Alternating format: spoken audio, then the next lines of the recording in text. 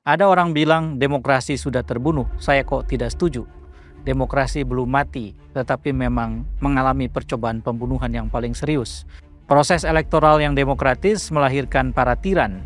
Ketika para tiran dengan keserakahannya berlaku dan menjalankan kekuasaan semau mereka, maka terbangunlah despotisme. Keadaan masyarakat sedang memungkinkan untuk merasakan bahwa demokrasi itu buahnya pahit. Buahnya tidak manis seperti yang mereka harapkan atau seperti yang dijanjikan. Sungguh sulit mencari pekerjaan saat ini. Selain sulit, betapa banyak PHK dilakukan di banyak sektor. Pekerjaan yang akan hilang itu ada 85 juta. Jadi, 2024 adalah alarm keras bagi Indonesia. Karena demokrasi bisa mati karena pencampuran kedua skenario itu. Lalu kemudian kematiannya terasa seperti gagah. Sambil mungkin orang tidak menyebutnya ada demokrasi yang mati, tetapi terjadi perubahan dalam tata cara di sana-sini yang ia sebut sebagai untuk memperbaiki kehidupan rakyat, tetapi pada saat yang sama sebetulnya sedang terjadi pembunuhan demokrasi.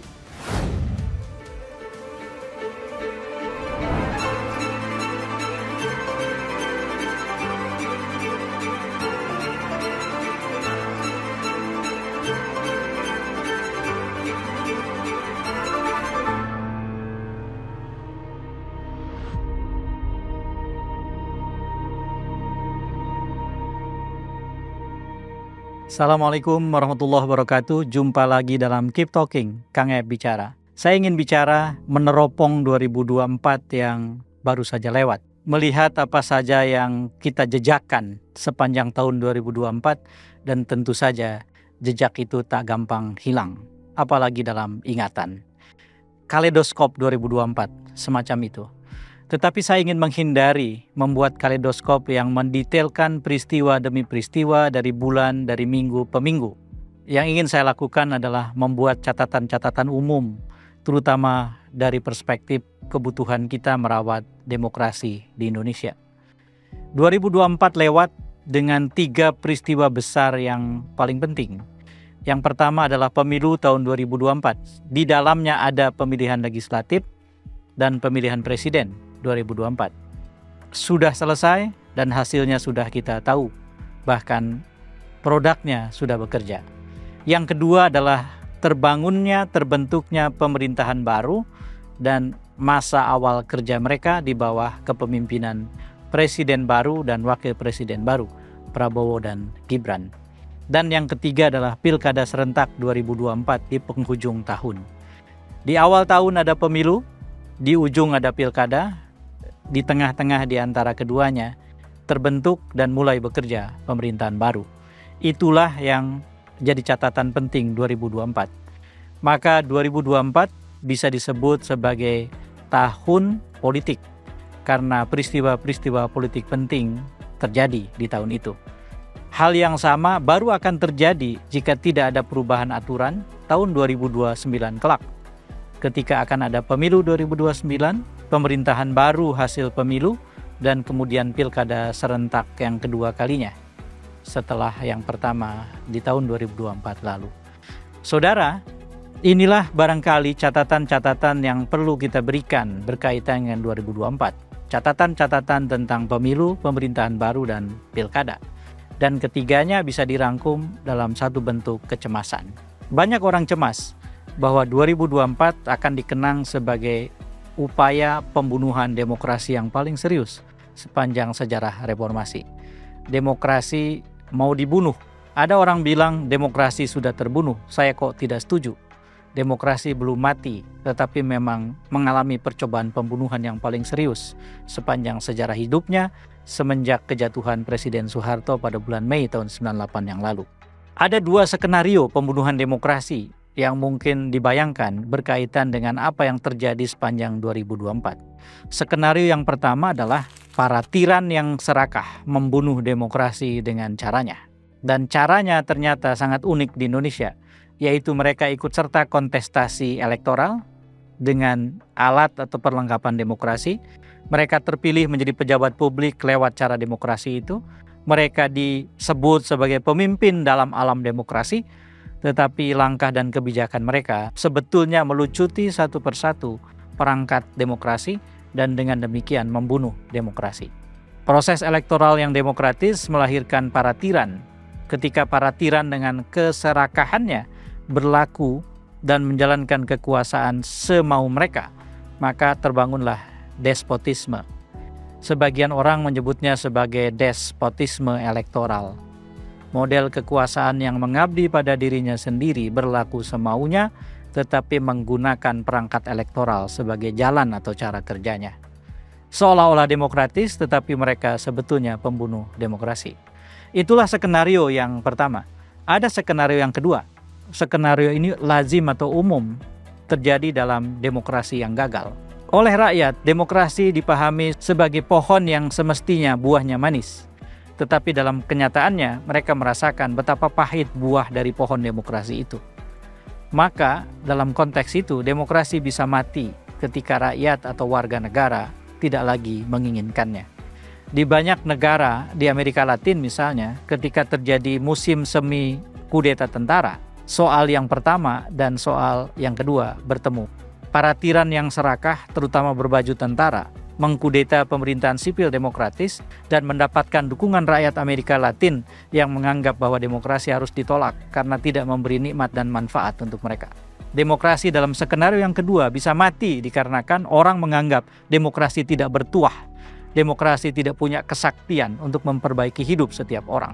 Demokrasi dianggap tidak berguna, sia-sia, tidak mengubah hidup orang menjadi lebih baik dibandingkan masa sebelumnya.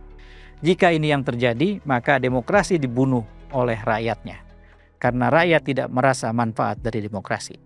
Tetapi saudara, skenario pertama dan kedua itu bisa berjalin kelindan.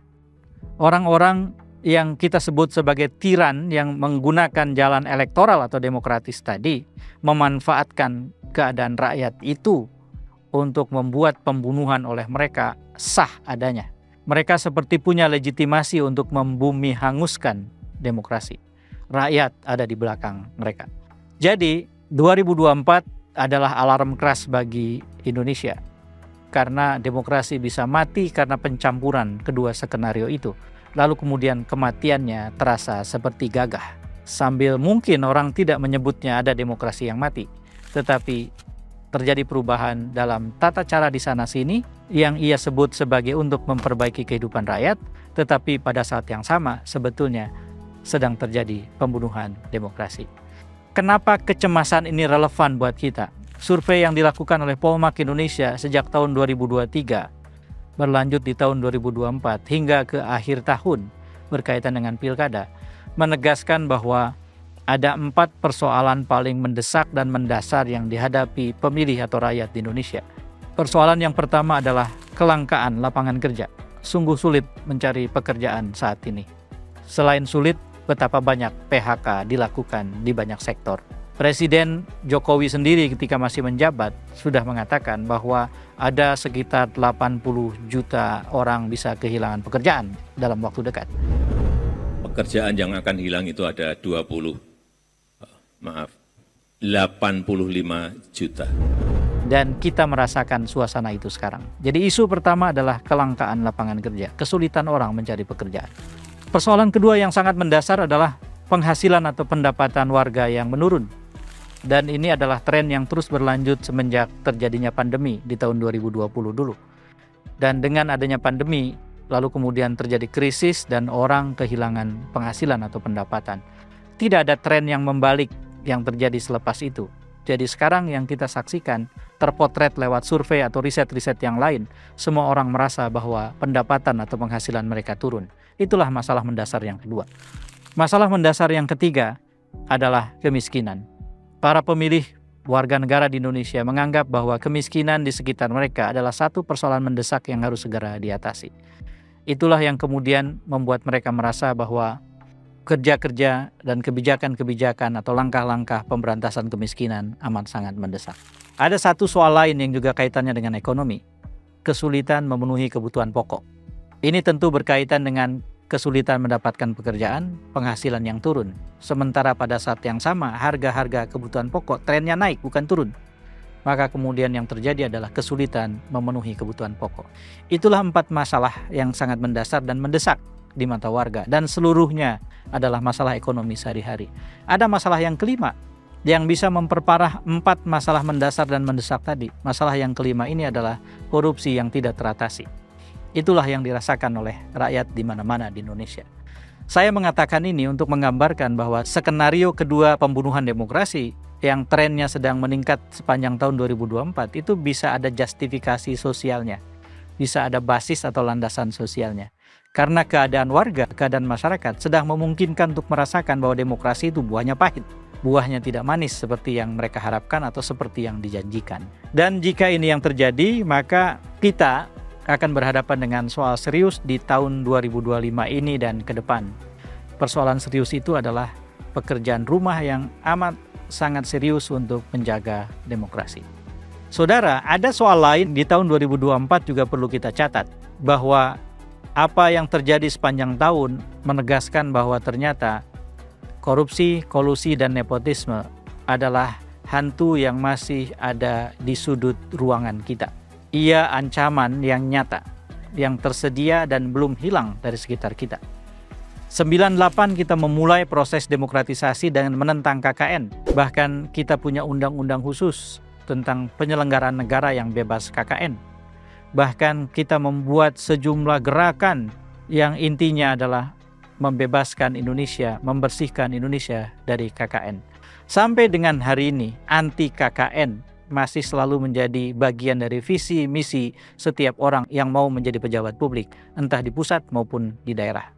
Tetapi nyatanya di tahun 2024 kita tersentak dengan mengetahui bahwa KKN dengan amat sangat sukses sudah kembali. Korupsi, kolusi, dan nepotisme tidak hilang setelah lebih dari 25 tahun kita menjalani transisi demokrasi atau demokratisasi. Ini penting untuk diingat.